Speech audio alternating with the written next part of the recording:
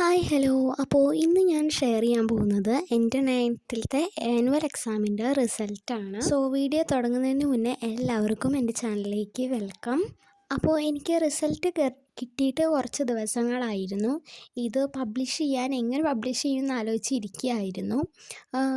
Mark കുറവാണെന്നല്ല ഉദ്ദേശിച്ചത്. ഞാനിപ്പോൾ പേപ്പറൊന്നും ഇല്ലാണ്ട് എങ്ങനെ പബ്ലിഷ് ചെയ്യുമെന്ന് ആലോചിച്ചിരിക്കുകയായിരുന്നു. അപ്പോൾ നിങ്ങൾക്ക് എൻ്റെ മാർക്ക് ഞാനിവിടെ പറയും. എന്നിട്ട് ഈ ഒരു വീഡിയോൻ്റെ ലാസ്റ്റായിട്ട് ഞാൻ ഒരു സ്ക്രീൻഷോട്ട് ആഡ് ചെയ്യാം. അപ്പോൾ എനിക്ക് ടീച്ചർ അയച്ചു തന്ന മാർക്ക് എന്നാലല്ലേ നിങ്ങൾക്ക് അറിയാൻ പറ്റുള്ളൂ എനിക്ക് എത്രത്തോളം മാർക്ക് ഉണ്ടെന്ന്. ഒരു സ്ക്രീൻഷോട്ട് ഞാൻ ആഡ് ചെയ്യുന്നുണ്ട് വീഡിയോൻ്റെ ലാസ്റ്റ്. അപ്പോൾ കാര്യം നമുക്ക് വളച്ചൊടിക്കാണ്ട് പറയാം. എനിക്ക് ആനുവൽ എക്സാമിന് ഞാൻ വിചാരിച്ച അത്ര മാർക്കില്ലെങ്കിലും അത്യാവശ്യം നല്ല മാർക്കുണ്ട്. ഞാൻ എനിക്കിപ്പോൾ മാർക്ക് എത്രത്തോണ്ട് വാങ്ങിക്കാൻ പറ്റും എന്നുള്ളൊരു ഉദ്ദേശം എന്നൊക്കെ പറയില്ലേ, അതേപോലെ ഞാൻ ഒരു സംഭവം നോക്കിയിട്ടുണ്ടായിരുന്നു. ഇത്ര മാർക്ക് നോക്കിയിട്ടുണ്ടായിരുന്നു.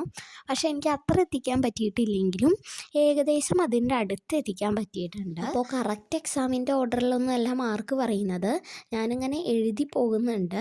അപ്പോൾ ഞാൻ അതിൻ്റെ ഒപ്പമാണ് ഞാൻ മാർക്ക് പറയുന്നുണ്ടാവുക. നിങ്ങൾ എക്സാമിന് മാർക്ക് കുറഞ്ഞെന്ന് വെച്ചിട്ട് ഒരിക്കലും നിങ്ങൾ തോറ്റു എന്നല്ല. ഇനിയും നിങ്ങൾക്ക് സമയമുണ്ട്, നിങ്ങൾക്ക് പഠിക്കാൻ സമയമുണ്ട്. ഇനി 10th ആണ്, ഇപ്പോഴേ പഠിച്ചു തുടങ്ങുക. അപ്പോൾ എൻ്റെ മാർക്ക് സാൻസ്ക്രിറ്റിൻ്റെ മാർക്ക് 37 മാർക്കാണ്.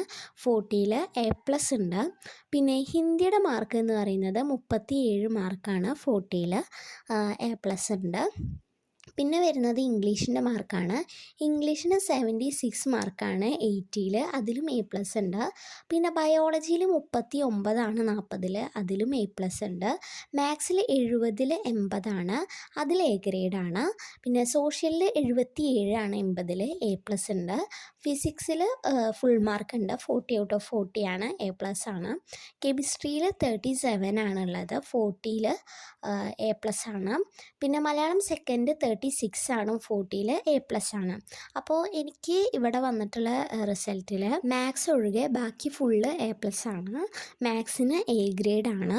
എൻ്റെ റിസൾട്ടിൽ ഞാൻ സാറ്റിസ്ഫൈഡ് അല്ല, കംപ്ലീറ്റ്ലി സാറ്റിസ്ഫൈഡ് അല്ല, എന്നാലും ഞാൻ സാറ്റിസ്ഫൈഡ് ആണ്. കാരണം അത്യാവശ്യം നല്ല മാർക്കുകളുണ്ട്, എന്നാലും എൻ്റെ ഒരു ഗോളിൻ്റെ അവിടെ എത്തിയിട്ടില്ല. പിന്നെ എനിക്ക് ടോട്ടൽ വരുന്നത് 449 480ൽ 449 എനിക്ക് ടോട്ടൽ വരുന്നത്. എൻ്റെ ഗോൾ അച്ചീവ് ചെയ്യുന്നത് വരെ ഞാൻ ആ ഒരു സ്കോറിങ് ഞാൻ പറയുന്നില്ല. ഞാൻ ഉദ്ദേശിച്ച എത്ര ആണ് എന്നുള്ള സ്കോറിങ് ഞാൻ പറയുന്നില്ല. എന്നെക്കൊണ്ട് ഈ മാർക്ക് വാങ്ങിക്കാൻ പറ്റുന്നുണ്ടെങ്കിൽ നിങ്ങളെക്കൊണ്ട് എല്ലാവരെക്കൊണ്ടും ഈ ഒരു മാർക്ക് വാങ്ങിക്കാൻ പറ്റും. പിന്നെ ഞാൻ പഠിച്ചിട്ടാണ് ഈ ഒരു മാർക്ക് വാങ്ങിച്ചിട്ടുള്ളത്. അതുകൊണ്ട് ഇത് എനിക്ക് ഒത്തിരി സ്പെഷ്യലാണ്. ഇത്രയും മാർക്ക് ഞാൻ ഇത്തിരി കഷ്ടപ്പെട്ടിട്ട് തന്നെയാണ് വാങ്ങിച്ചിട്ടുള്ളത്. അപ്പോൾ നമുക്ക് SSLCയിൽ ഇപ്രാവശ്യം പോയവർക്ക് SSLCയിൽ നമുക്ക് പൊളിക്കാം. എൻ്റെ ഈ ഒരു SSLC ജേണി ഈ ഒരു ചാനലിലൂടെ നമുക്ക് അറിയിക്കാം. നന്നായിട്ട് തന്നെ നമുക്ക് എല്ലാവർക്കും ഒപ്പം പഠിച്ചു പോവാം. ഈ ഒരു ചാനലിൽ ഒരുപാട് SSLC വ്ളോഗ്സ് വരുന്നതായിരിക്കും.